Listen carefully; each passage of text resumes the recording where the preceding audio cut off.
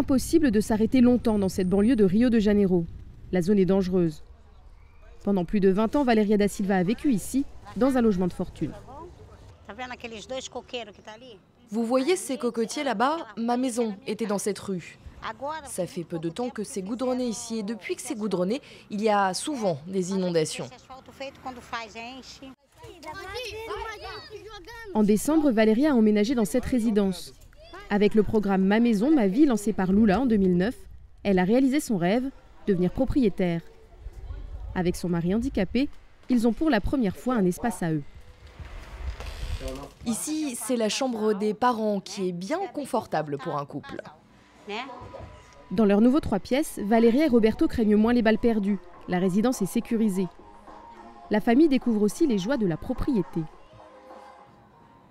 Je paye avec plaisir parce que je sais que c'est à moi, que ça reste dans ma poche.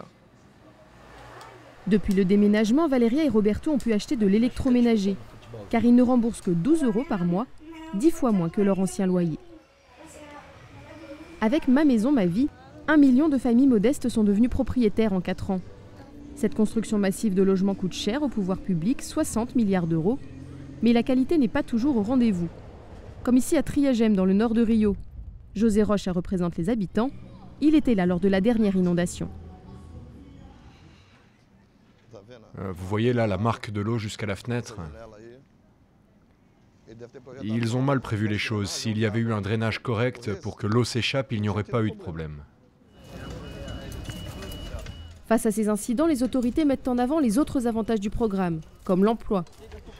À la tête de ce chantier de 1000 logements, l'architecte Gustavo Souto a embauché 150 ouvriers. Tout ça, ça crée des emplois dans la construction, mais aussi ici, dans le quartier. 1000 familles vont vivre ici. C'est tout le secteur qui va prendre de la valeur, ça va dynamiser les commerces. Et puis à mesure qu'on achète des matériaux, on crée des emplois, on soutient l'économie ailleurs au Brésil. Mais le programme a un point noir, la localisation des résidences. Nous avons rendez-vous avec Samuel Yenich, il est sociologue des questions urbaines. Ces nouveaux quartiers d'habitation sont souvent très loin du centre-ville. Il est fort probable que dans quelques années, des groupes de trafiquants finissent par s'approprier ces endroits, parce qu'ils se trouvent dans des zones pauvres, où la police est peu présente, voire absente. Que vont devenir ces lotissements loin de tout, comme celui de Valéria? Les mairies ont pour mission de les désenclaver, sous peine qu'ils deviennent de nouvelles zones de non-droit.